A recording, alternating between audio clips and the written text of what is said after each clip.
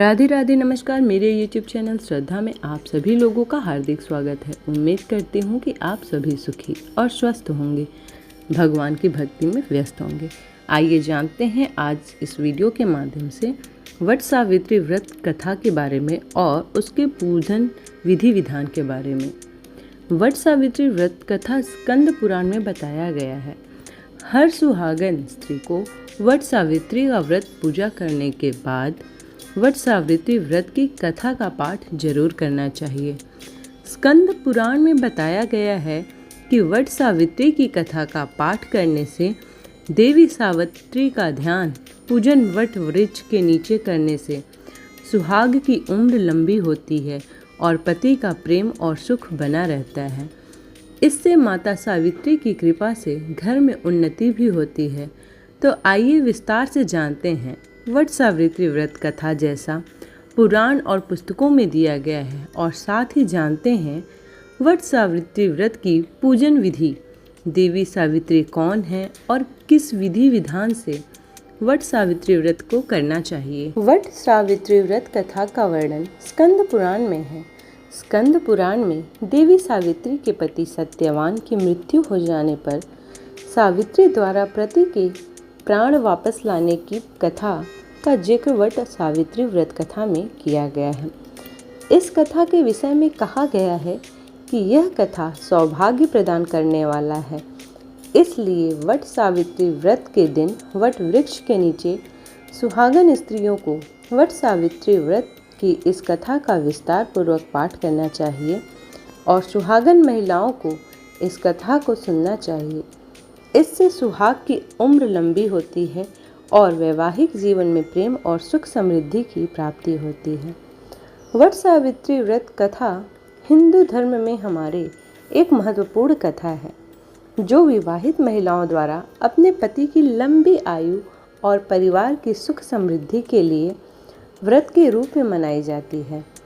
इस व्रत की कथा का मुख्य पात्र सावित्री और सत्यवान है। देवी पार्वती जी ने कहा, हे देवताओं के भी देवता, जगत के पिता शंकर भगवान, प्रभास क्षेत्र में स्थित ब्रह्मा जी की प्रिया जो सावित्री देवी हैं, उनका चरित्र आप मुझसे कहिए, जो उनके व्रत का महात्म्य हो और उनके संबंध का इतिहास हो, एवं जो स्त्रियों को पतिव्रत को देने से वाला हो, सौभाग्यदायक हो और महान उदय करने वाला हो।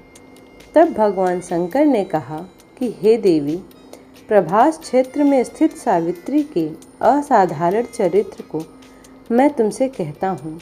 हे महेश्वरी, सावित्री स्थल नामक स्थान में राजकन्या सावित्री ने जिस प्रकार से उत्तम वट सावित्री व्रत का पालन किया है, मद्र देश में एक धर्मात्मा राजा रहता था, जो सभी प्राणियों के हित में तत्पर रहता था। उसका नाम अश्वपति था। धर्मात्मा क्षमाशील सत्यवादी होने पर भी राजा संतान रहित था। एक समय वह राजा प्रभास क्षेत्र में यात्रा करते हुए पहुंचा और सावित्री स्थल पर आ गया। वहां पर राजा ने अपनी रानी के साथ इस व्रत को किया, जो सावित्री व्रत नाम से प्रसिद्ध रहा। सभी प्रकार की कामनाओं को पूर्ण करने वाला है। भूर्भुवस्वः इस मंत्र की साक्षात मूर्ति बनकर स्थित श्री ब्रह्मा जी की प्रिया सावित्री देवी उस राजा पर प्रसन्न हुई। कमंडल को धारण करने वाली वह सावित्री देवी दर्शन देने के बाद पुनः अदृश्य हो गईं। लेकिन देवी के दर्शन के पुण्य से कुछ दिनों के बाद राजा अश्वपति के घर देवी के समान रूप वाली कन्या का जन्म हुआ, जो देवी सावित्री के अंश से भी उत्पन्न हुई थी। देवी सावित्री की प्रसन्नता से प्राप्त तथा सावित्री की पूजा करने के बाद उत्पन्न कन्या का नाम भी सावित्री रखा गया। वह राजकन्या देवी लक्ष्मी के समान शोभित हुई। वो धीमे धीमे बढ़ने लगी और सुकोमल अंगों वाली वह कन्या यौवन अवस्था को प्राप्त हुई। नगरवासी उस कन्या को देखकर यही समझते थे कि वह कोई देव कन्या है। कमल के समान विशाल नेत्रों वाली और तेज से अग्नि के समान प्रज्वलित होती हुई वह सावित्री महर्षि भृगु द्वारा कहे हुए सावित्री व्रत को करने लगी। लक्ष्मी के समान सुशोभित वह कन्या एक दिन देवी सावित्री की पूजा करने के बाद पिता के पास खड़ी हो गई। उस समय पुत्री की युवा अवस्था को प्राप्त हुए देखकर राजा ने मंत्रियों से सलाह किया। इसके बाद राजा ने सावित्री से कहा, हे पुत्री, तुम्हें योग्य वर को देने का समय आ गया है। मुझसे कोई तुम्हें मांगने के लिए भी नहीं आता और मैं भी विचार करने पर तुम्हारी आत्मा के अनुरूप वर को नहीं पा रहा हूँ।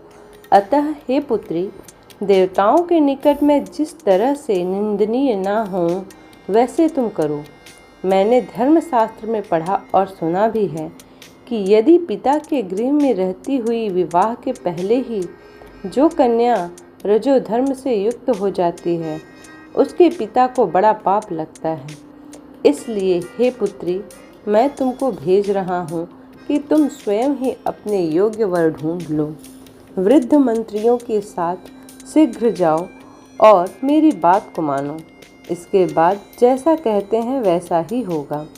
ऐसा कहकर सावित्री घर से निकल गई।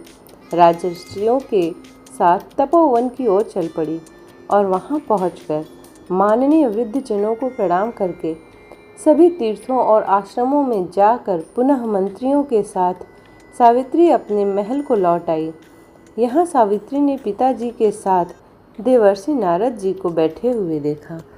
आसन पर बैठे हुए नारद जी को प्रणाम करके मुस्कुराती हुई जिस कार्य के लिए वन में गई थी सारी बातें कहने लगी।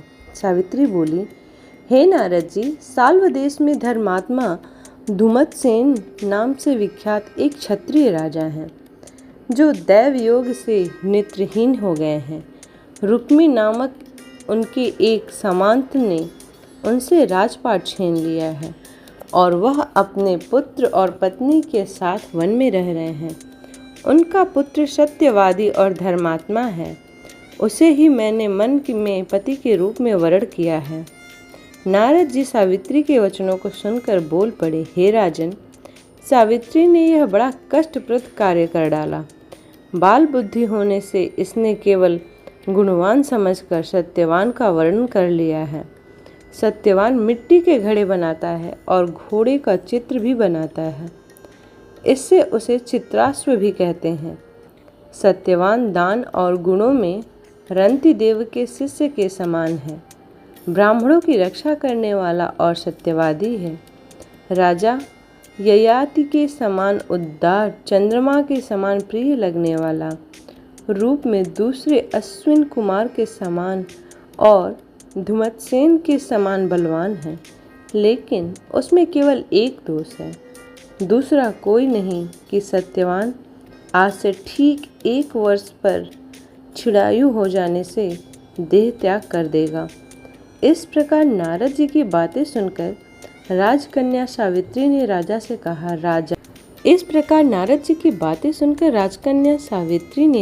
कहा, राजा लोगों किस एक बार कोई बात कहते हैं। ब्रह्मवेत्ता एक ही बार कहते हैं और एक ही बार कन्या दी जाती है। ये तीनों कर्म एक ही बार किए जाते हैं, बार बार नहीं। दीर्घायु हो अथवा अल्पायु हो, गुणवान हो अथवा निर्गुण, वर को एक ही बार वर्ण किया जाता है। अब दूसरे वर को वर्ण नहीं करूँगी। नारद जी ने कहा, हे राजन, यदि आपको उचित लगता हो तो अपनी पुत्री सावित्री का कन्यादान शीघ्र कर डालिए। राजा शुभ मुहूर्त विधि विधान पूर्वक सत्यवान के संग सावित्री का विवाह कर देगी।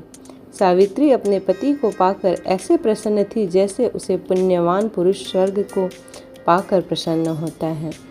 सावित्री उस सत्यवान के साथ आश्रम में रहते हुए नारद जी की कही हुई बातों को याद कर रही थी और उस दिन की गिनती कर रही थी कि जब सत्यवान देह त्याग कर चले जाएंगे।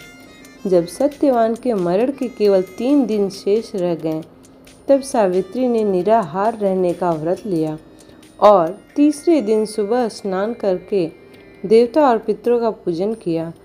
फिर सास ससुर का चरण वंदना करके वह भी पति के साथ जंगल की ओर चल पड़ी।